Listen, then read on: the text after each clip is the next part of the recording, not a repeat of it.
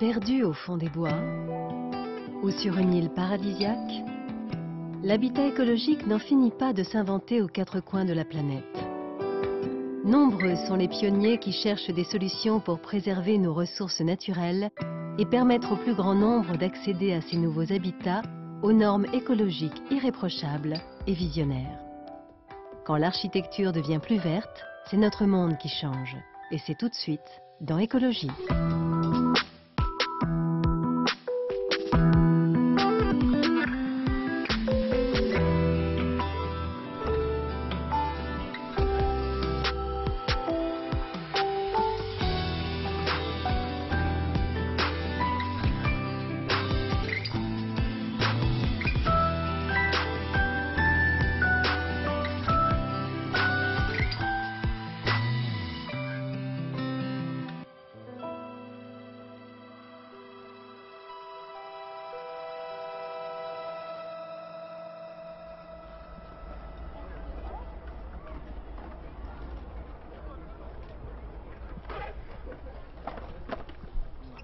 Demain, nos maisons seront-elles en bois?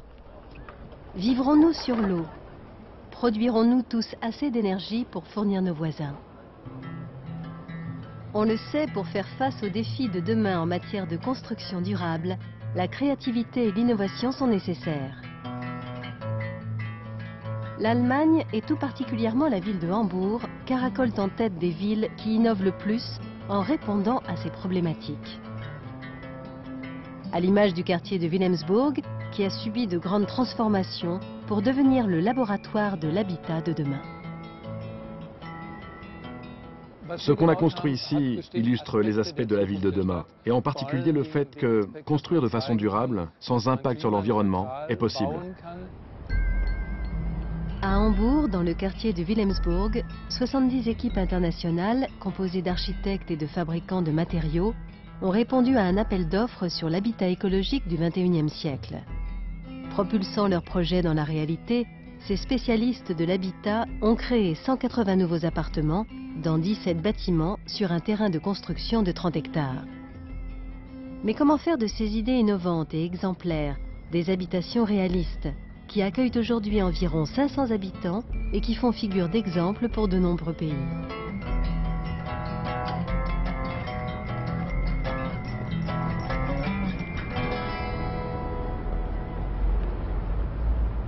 La montée des eaux et les risques d'inondation sont une des principales problématiques écologiques. Faire avec cet élément, c'est aussi l'un des paris du projet de Wilhelmsburg, avec ses immeubles construits directement sur l'eau. Harald Können habite dans la Waterhouse depuis 2 ans. En plus de vivre dans un appartement sur l'eau, il peut profiter de toutes les infrastructures conçues pour revitaliser le quartier. Comme la piscine d'Inselpark, bâtiment lui aussi écologique grâce aux dizaines de panneaux solaires installés sur son toit. Tous ces espaces de loisirs créent ainsi un lieu de vie plus qu'attractif pour les nouveaux habitants du quartier. J'ai longtemps cherché, du côté du port et dans d'autres quartiers, pour trouver un endroit où je me sente bien. Mais ça n'a rien donné. Je voulais me rapprocher du centre pour être plus rapidement en ville, plus rapidement au bistrot, pouvoir aller au cinéma. Être au cœur de la vie, tout simplement.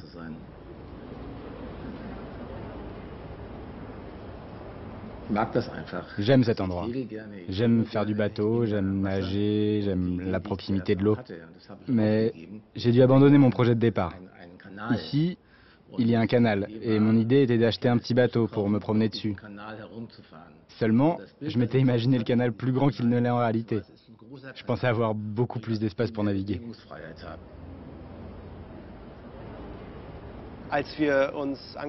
Quand on a commencé à travailler sur le projet des Waterhouse, on a évidemment regardé ce qui se faisait ailleurs, notamment dans des villes comme Amsterdam ou Rotterdam, qui ont un rapport particulier à l'eau. Sur un plan plus personnel, j'ai moi-même grandi à Venise. L'eau est donc un élément clé pour moi.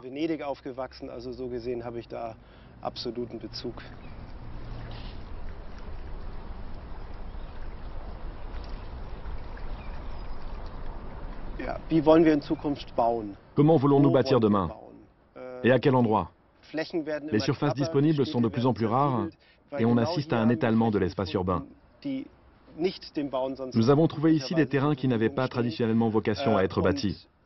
Et c'est le fait d'en faire surgir les qualités, de rendre les innovations visibles, d'inventer des concepts nouveaux, qui rend cette architecture passionnante.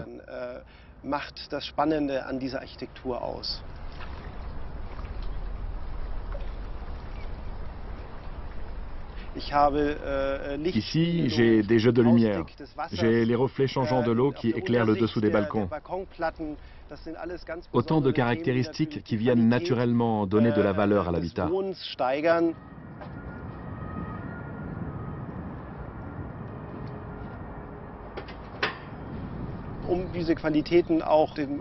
Pour garder à cet habitat un côté économique, nous avons insufflé plusieurs caractéristiques au projet. Tout d'abord, vous avez là des immeubles 100% passifs, ce qui veut dire que leur consommation d'énergie ne dépasse pas 15 kWh par mètre carré et par an.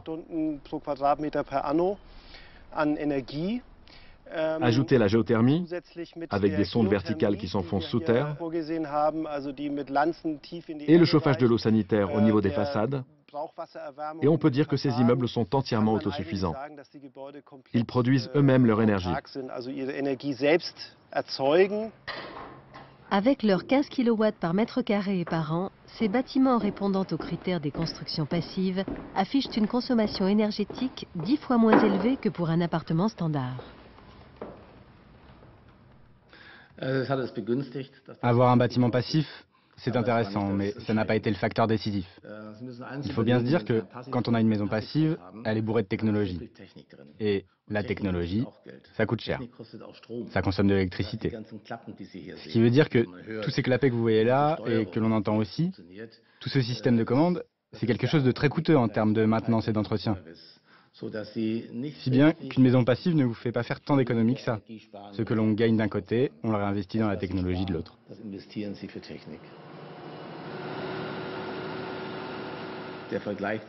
Mais en comparant à ce que je dépensais avant dans mon ancien appartement, mes charges ont quand même baissé en vivant ici.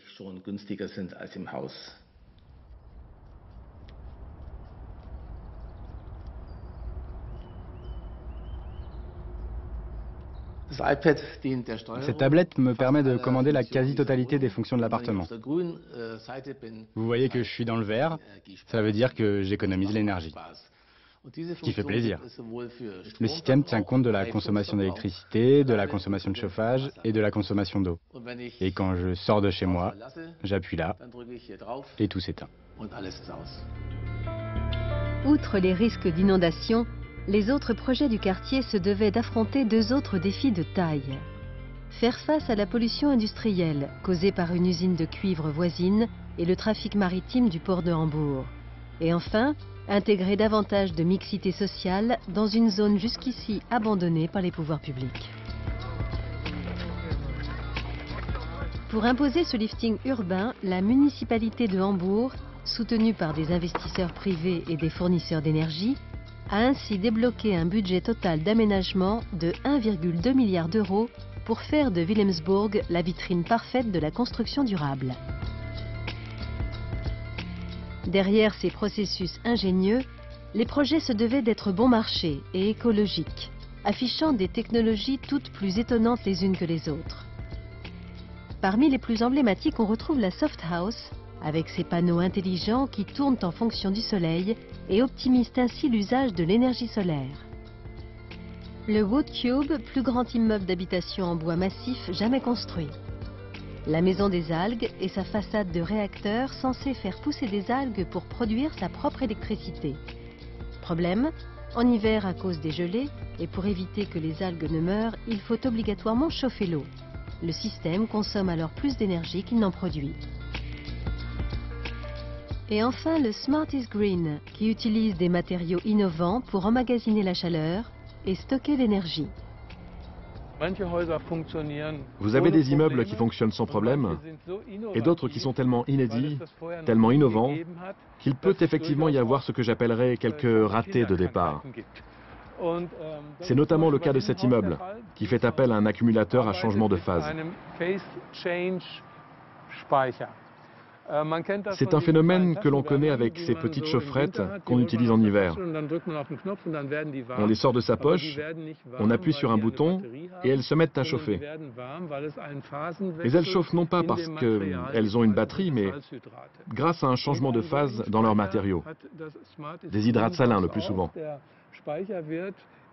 C'est ce type d'accumulateur qu'utilise l'immeuble Smarties Green. En été, il reçoit la chaleur des panneaux solaires que vous voyez là-haut. Cette chaleur, il la stocke et quand on en a besoin, il la redistribue. D'abord au sein de l'immeuble, puis le reste est envoyé dans le réseau. Et c'est là que nous avons encore un problème pour l'instant, car la quantité de chaleur produite est très importante. L'installation thermique est très efficace. Et l'accumulateur n'est pas encore en mesure d'absorber toute cette chaleur. Ce sont des technologies qui ne sont pas disponibles dans le commerce.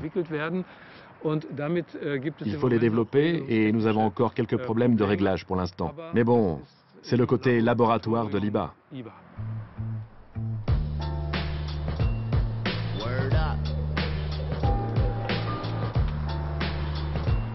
Dans l'immeuble du Smarties Green, on compte 14 appartements. Pour Rolf et Cornelia, l'efficacité énergétique du bâtiment a été un critère décisif dans leur achat. Notre motivation, c'était d'emménager dans du neuf, tout simplement. Il faut dire qu'on a vécu pendant des années dans un vieil immeuble tout délabré, dont le propriétaire s'occupait très mal. Wilhelmsburg est une île qui a toujours plus ou moins accueilli ce dont la ville située au nord ne voulait pas, car le centre de Hambourg officiellement est plus au nord. L'idée était donc de lui redonner une impulsion, du point de vue énergétique, du point de vue des écoles et de la construction des logements, de faire du neuf et d'innover.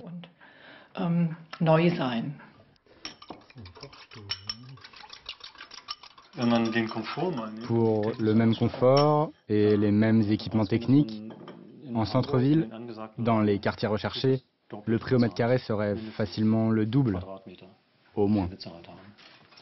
Conçu comme une mini-centrale photovoltaïque, le Smarties Green est capable de stocker l'énergie solaire et de la restituer en période de mauvais temps. Une idée reproduite à plus petite échelle à l'intérieur même des appartements, tous équipés de rideaux d'un nouveau genre.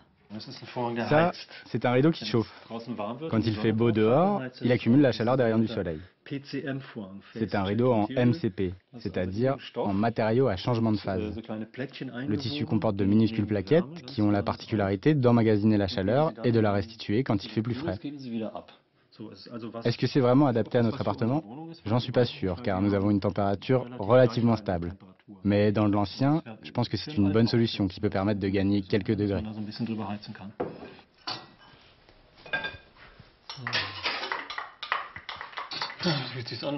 Ce que ça fait de vivre ici?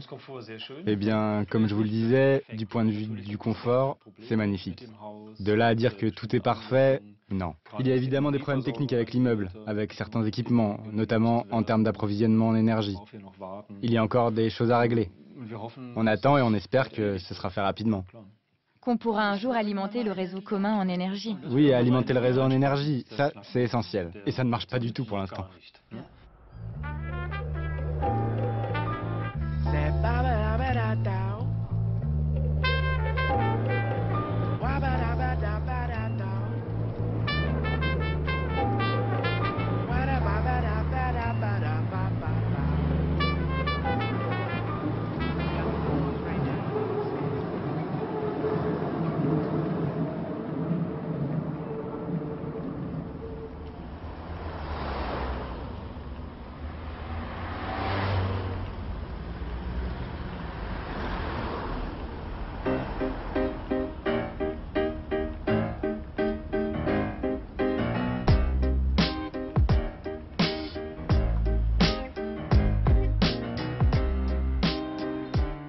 Si ces utopies écologiques de partage semblent pour le moment loin de fonctionner, d'autres immeubles de Wilhelmsburg prônent un développement durable plus sobre mais tout aussi efficace.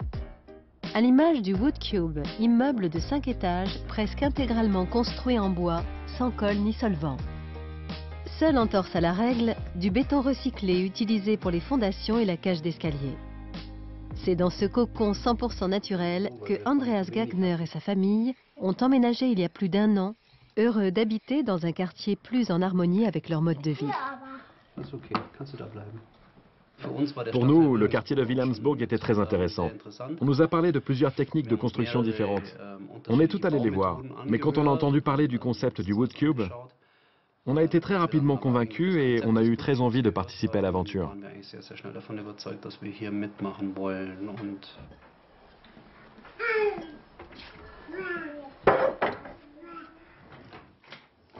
Pour ce qui est de l'appartement, c'est le jour et la nuit. Le Wood Cube, c'est une sensation qu'on n'avait jamais connue dans les précédents appartements. Cela vient évidemment de la forme de la construction, du mode de construction, du bois, qui change complètement la façon de vivre.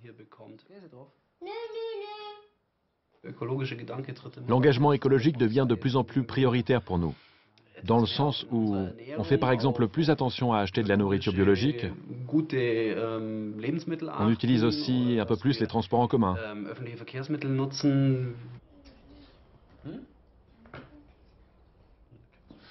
Matthias Korf est le créateur du Wood Cube. Spécialisé avec sa société Deep Green dans l'habitat durable en bois, il a investi toutes ses économies dans ce projet. Pour lui, le challenge était d'adapter ses connaissances dans la construction de maisons individuelles à des projets de plus grande échelle, comme le Wood Cube.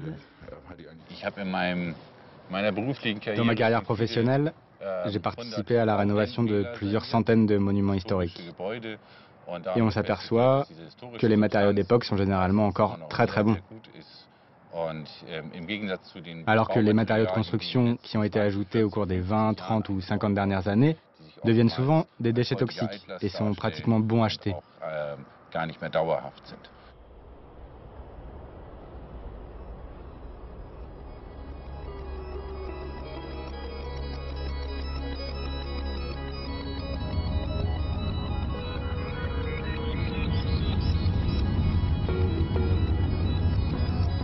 Pour se fournir en bois, c'est à Triberg qu'il a fallu se rendre. Dans cette scierie familiale, le bois vient de la forêt noire où un programme de reboisement durable a été mis en place.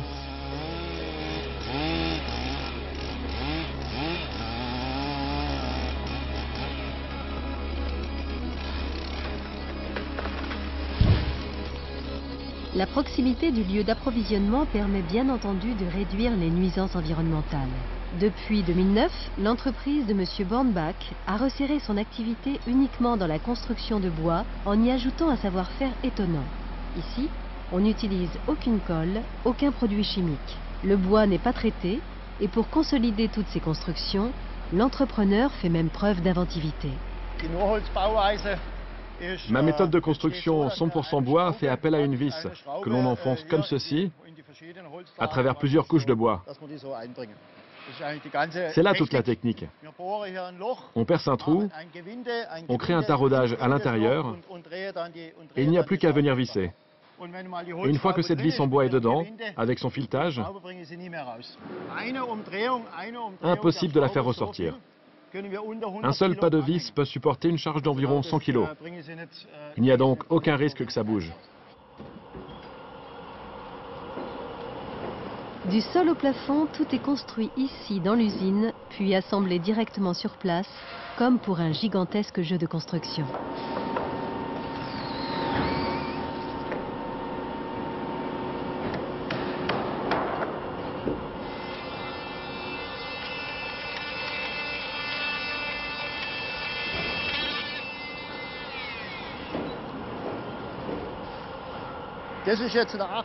Ce mur fait entre 18 et 20 cm. Nous pouvons les faire plus ou moins épais. Il n'y a pas de risque que le bois se courbe, parce qu'on a alterné des couches horizontales et des couches verticales. Du coup, quand une première couche se courbe, l'effet est annulé par la couche suivante. Donc les murs ne se courbent pas. La méthode utilisée par le Wood Cube a donné de nombreuses idées à des particuliers qui remplissent les carnets de commandes de la scierie. On est en train d'augmenter nos capacités. Nous avons construit 100 maisons individuelles l'an dernier. La coopération avec Deep Green et Matthias Korf y est naturellement pour beaucoup. Ça donne un vrai coup de fouet au secteur. Il faut bien se dire qu'on ne construit pas pour 5 ou 10 ans. Nos bâtiments doivent durer plus longtemps. On est au moins à l'échelle de plusieurs générations en fait. Et on n'a rien à l'intérieur du panneau. Je pourrais parfaitement retirer la vis, j'obtiendrai une série de planches indépendantes avec lesquelles je n'aurai plus qu'à construire une nouvelle maison. Ou alors je peux prendre ma scie, tout découper et me servir du bois pour faire du feu. Puisqu'il n'y a aucun produit chimique, c'est juste du bois.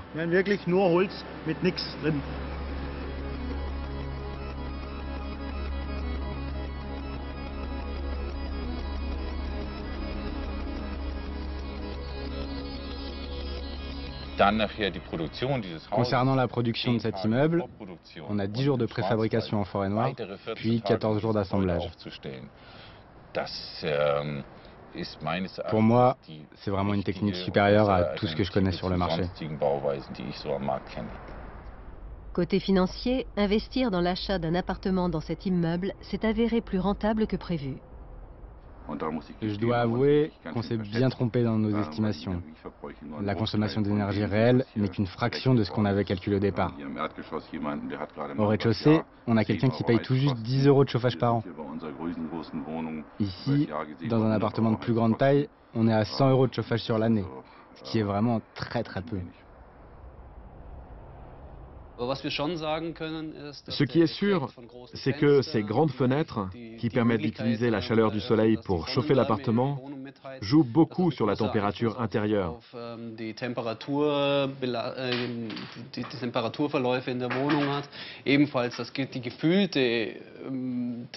Le bois aussi influe fortement sur la température ressentie.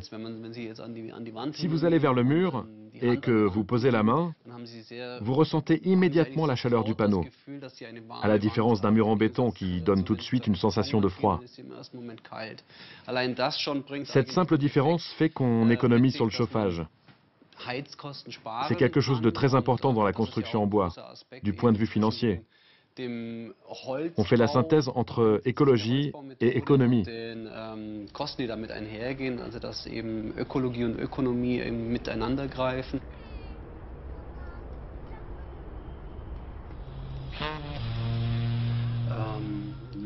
C'est un choix de vie qu'on a fait. On voulait habiter ici. C'était une décision mûrement réfléchie. Et heureusement, pour l'instant, c'est un sans faute. Comparé à un immeuble classique, construire en bois et de manière aussi écologique coûte à peine plus de 5% supplémentaires. Un investissement très vite compensé par les économies réalisées en dépenses énergétiques.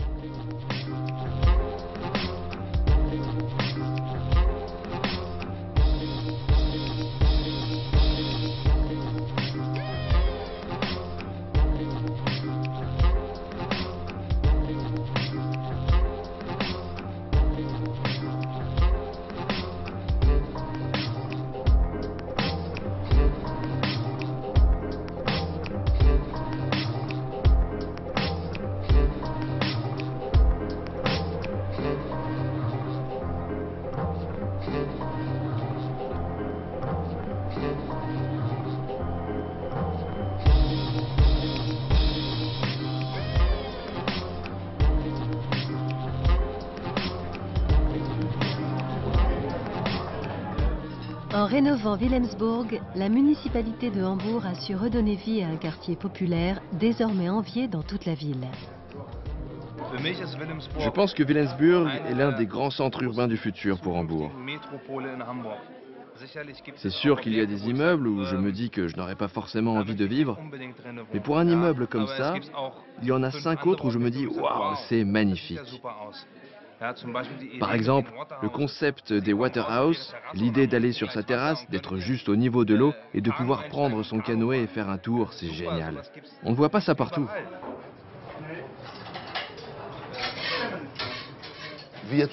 Nous, par exemple, c'est-à-dire moi et mon équipe, on est super contents. Content d'avoir participé à l'aventure et content que la municipalité et tous les soutiens se soient bougés. À Wilhelmsburg, pour Hambourg au final. Et aujourd'hui, tout ça est à nous. Tout appartient au peuple. Il faut être à la hauteur de la situation. On verra bien.